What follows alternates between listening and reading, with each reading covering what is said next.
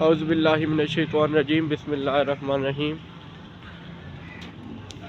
صبح صبح اپنی ڈیوٹی تے آیا، دیکھو کتنی سردی ہے۔ کارخانے میں کام کرنا بیکری دے وچ، اندر بڑی گرم ہے لیکن باہر سردی ہے۔ آج تھوڑا جہا لیٹ ہو گیا، اگے میں تقریباً 7 بجے تک آ جانا ہوں تے پھیریاں والے تسی دیکھ رہے ہو موٹر سائیکل کھڑے ہیں۔ اس طرح دے اور پھیریاں والے بھی آندے جڑے اج میرے آنے تو پہلے چلے گئے نو۔ آج میں لیٹ ہاں، میری ڈیوٹی یہی ہوندی ہے صرف اتنا لکھنا شکھنا۔ ہاں جی، السلام علیکم پہلوان جی، کی حال ہے؟ ٹھیک ہو؟ ادھر اے ساڈے ماشاءاللہ پہلوان جی نو، پہلوان عتیق صاحب اے مشین چلانے نو، اس ماوے دے نال بسکٹ بننے نو۔ ٹھیک ہو گیا؟ میدا چینی ہر چیز مکس کر کے اگر تمہیں اندر دا ٹور کراندے ہیں۔ السلام علیکم جی۔ اے ساڈے مم شاکو، سلام کرو۔ کون؟ ویسے بھی لوگ بنا رہے ہیں آج یوٹیوب کی طرفوں۔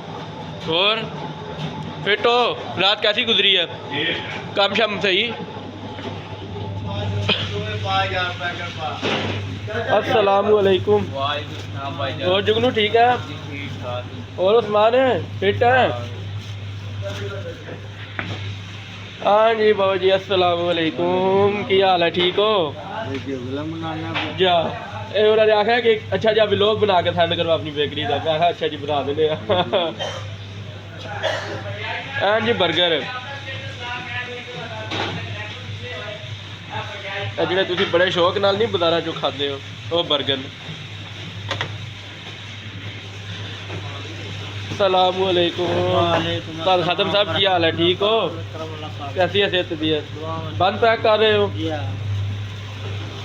السلام علیکم تائی، ٹھیک ہو؟ کی کر رہے ہو تائی؟ پیکٹ بنا رہے ہو؟ ٹھیک ہو گیا۔ ہاں جی ساڈے سینئر استاد استاد محمد سلیم صاحب۔ میں کالا پانی کیوں کریم پاؤڈر لانا؟ منو کی پتا پی ہونا وہ گورا ہونے واسطے لاتا ہے۔ کوئی نہ ٹھاپ صاحب نہ پیافے نہیں آنا نا کر کے پتہ رہے نہیں انہوں میں کل دس کے گیا تھی کہ صبح صبح ویڈیو بنانی ہے۔ اچھا استاد جی مشین چلائیے تو کی بنا رہے ہو؟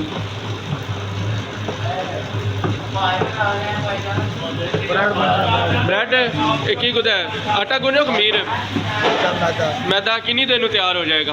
گھنٹہ ایک لگ جائے گا۔ آج اسی اپنے ویوز نے پوری رپورٹ دینی ہے کہ کیویں بریڈ تیار کرنا۔ ٹھیک ہو گیا نہیں استاد جی؟ 40 کس چیز ہے 40 روپے؟ بنانے 2 بند 2 تو بقایا 60۔ ہاں تسی رکھ لو نا، میں ایک باری دے چھوڑیو۔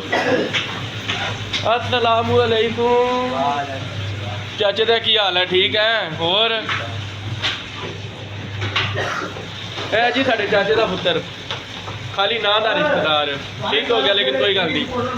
بسکٹاں دا بابا جڑا تانوں باہر دکھایا سی مشین دے وچ چل رہا ہور بھی پچھا ہے، اے ہن بسکٹ بنائے گا تھوڑی دیر تک، تانوں ساری رپورٹ دیاں گے انشاءاللہ ایک ایک کر کے۔ ٹھیک ہو گیا؟ سارے دوستوں کو بڑی مہربانی ہے، گزارش بھی ہے کہ ساڈے یوٹیوب چینل Z.M.Jhelum لازمی سبسکرائب کرو، اور انشاءاللہ تانوں کارخانے دے وچ بسکٹ کس طرح بناوی دینو، بریڈ کس طرح بنتی ہے، باقی جیڑی بھی مطلب ہے کہ اسی آئٹم بناندے ہیں بیکری دے وچ، کیک رس نو، اس تو بعد برگر تانوں دکھائے نے کداں بنتے نو، رس کداں بنتا ہے، بسکٹ ہر ورائٹی دا کداں بنتا ہے، تانوں تواڈے نال ساریاں گلاں انشاءاللہ دی شو کران گے۔ ٹھیک ہو گیا؟ سلام پاکستان، آل مسلمان پاکستان۔ اوکے جی، اللہ حافظ۔